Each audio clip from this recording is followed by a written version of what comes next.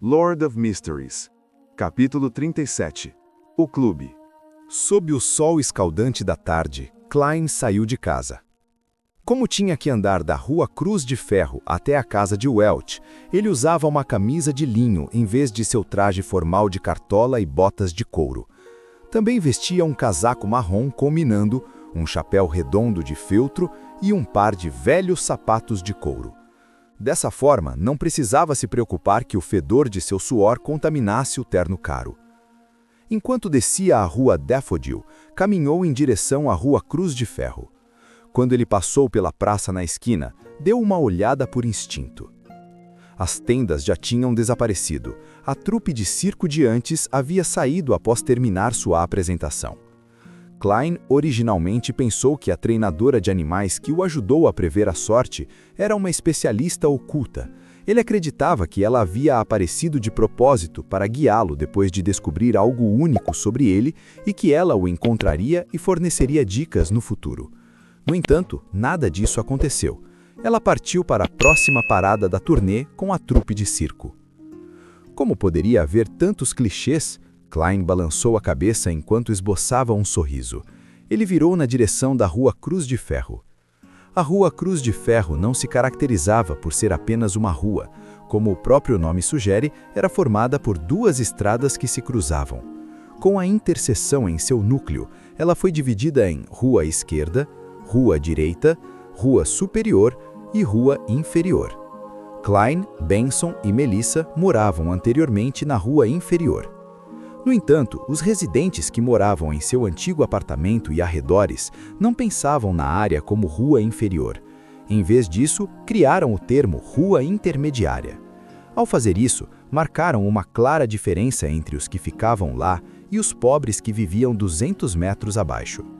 Lá, um quarto era ocupado por 5 ou 6 pessoas, às vezes até 10.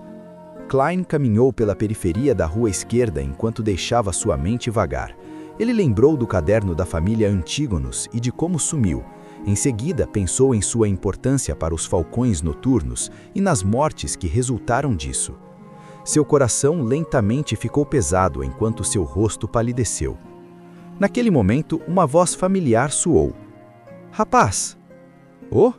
Klein virou a cabeça com curiosidade e se viu na entrada da padaria Smiring. A senhora Wendy, com cabelos grisalhos, estava cumprimentando-o com um aceno e um sorriso caloroso. "Você parece meio infeliz?" Wendy perguntou cordialmente. Klein esfregou o rosto e disse, "Um pouco. Independente de suas preocupações, o amanhã sempre chegará", disse a senhora Wendy com um sorriso. "Aqui, experimente meu chá gelado doce recém-criado. Não tenho certeza se combina com o paladar dos locais." "Locais? Você não é uma, senhora Smiring?" Klein balançou a cabeça divertido. "Experimentar algo significa que é grátis, não?" Wendy Smiring ergueu um pouco o queixo e disse, "Você acertou. Na verdade, sou Sula. Vim para Tingen com meu marido, mas isso foi há mais de 40 anos. Naquela época, Benson ainda não havia nascido, nem mesmo seus pais se conheciam. Sempre fui um pouco desacostumada com as preferências alimentares dos nortistas e sempre sinto falta da comida de minha cidade natal. Tenho saudades das linguiças de porco, do pão de batata, das panquecas assadas, dos legumes fritos em banha e de carnes assadas com molhos especiais. Ah, e também sinto falta do chá gelado doce." Klein abriu um sorriso ao ouvir isso. "Senhora Smiring, este com certeza é um assunto que me deixa com fome, mas me sinto muito melhor. Muito obrigado." "Iguarias sempre podem curar a tristeza." Wendy entregou-lhe um copo com um líquido marrom avermelhado. "Este é um chá gelado doce que fiz de acordo com minhas memórias. Experimente e me diga se é bom." Depois de agradecê-la, tomou um gole e achou que parecia um chá vermelho gelado da terra. No entanto, não foi tão estimulante. O sabor do chá era mais forte e mais refrescante. Expulsou o calor trazido pelo sol escaldante no mesmo instante. "É excelente!" Ele se maravilhou. "Isso me deixa tranquila." Wendy sorriu com os olhos semicerrados enquanto o observava terminar a xícara de chá de maneira afável. Depois de conversar com a senhora Smiring sobre sua mudança, Klein voltou para a rua com a qual estava mais familiarizado. Havia muito menos vendedores ambulantes à tarde. Eles se reuniriam de novo após as 5h30. Os que ficaram para trás pareciam sonolentos e apáticos. No momento em que ele entrou na área, o coração de Klein de repente se sentiu dominado pela escuridão. Seu coração parecia pesado, abatido e sombrio por uma razão inexplicável. O que está acontecendo? Ele sentiu nitidamente algo errado sobre si mesmo. Então parou de imediato e observou seus arredores, mas não viu nada de estranho. Depois de pensar um pouco, Klein levantou a mão e bateu na glabela como se estivesse pensando. Sua visão se transformou no mesmo momento. As auras dos vendedores ambulantes e pedestres apareceram. Antes de Klein pudesse observar as cores de sua saúde, sua atenção foi atraída pelas cores que representavam melancolia. Ele foi incapaz de determinar os pensamentos exatos do observado, mas a impressão desanimada, apática e sombria estava profundamente gravada em seu coração. Ao inspecionar a área, percebeu que nem mesmo o sol poderia dispersar aquelas cores escuras. Era uma sensação de melancolia que o manchava por anos de repressão. Ao ver isso, Klein entendeu o motivo de imediato. Assim como o velho Neil disse, ativar sua visão espiritual o puxava para ambientes desconhecidos e o fazia sentir desconforto com facilidade. Também era fácil para ele ser afetado pelas emoções dos outros. Um princípio semelhante poderia ser usado em uma habilidade como a percepção. Essa era uma habilidade que obteve sem prática adicional depois de se tornar um vidente. Era um sentimento passivo que não podia ser recusado. Ele permitia que ele sentisse diretamente a existência de qualquer coisa anormal.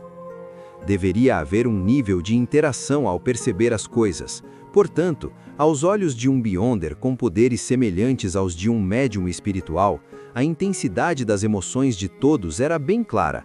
Eram como incêndios à noite. Portanto, as pessoas com alta percepção eram naturalmente afetadas pela atmosfera intensa de qualquer coisa anormal. Ele só poderia praticar muito para compreender, controlar e se adaptar a tais resultados.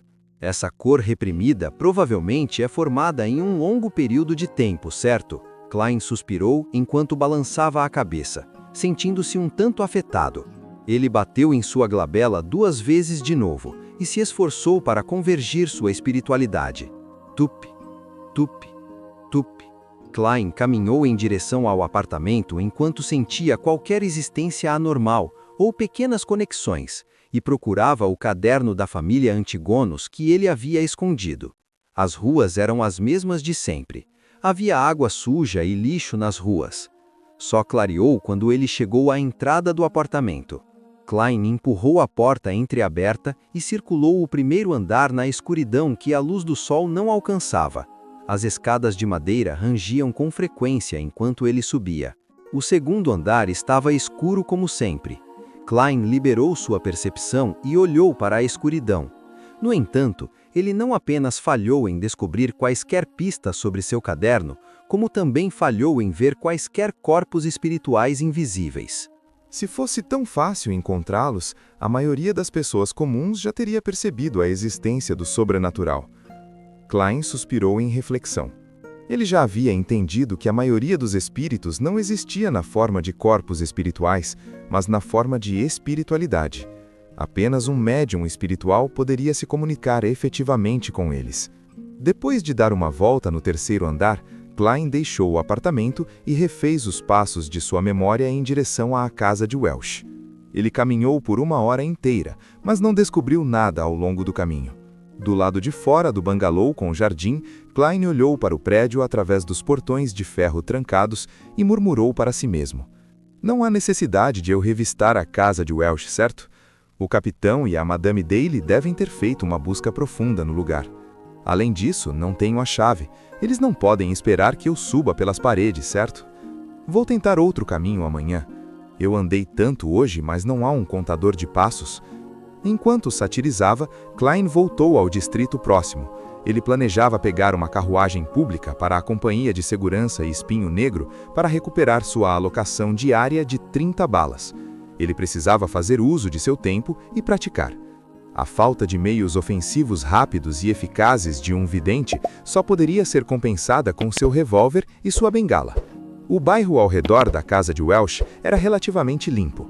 Lojas com vitrines limpas e brilhantes se alinhavam nos dois lados da rua. Na curva da rua, Klein estava prestes a procurar a parada de carruagens quando seu olhar passou por algumas placas no segundo andar. Loja de departamentos Harrods, Messa de veteranos militares, Clube de adivinhação. Clube de adivinhação. Klein repetiu o nome em silêncio e lembrou que ele tinha que atuar como um vidente. Sim, eu deveria dar uma olhada e buscar novas ideias.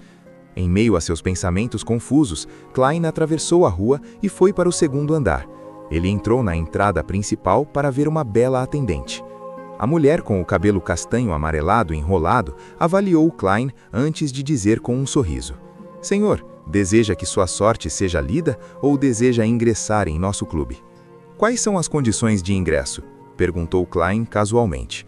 A mulher explicou com grande familiaridade. "Preencha seus detalhes e pague uma taxa anual de adesão. O primeiro ano é de 5 libras e os anos sucessivos serão de 1 libra por ano.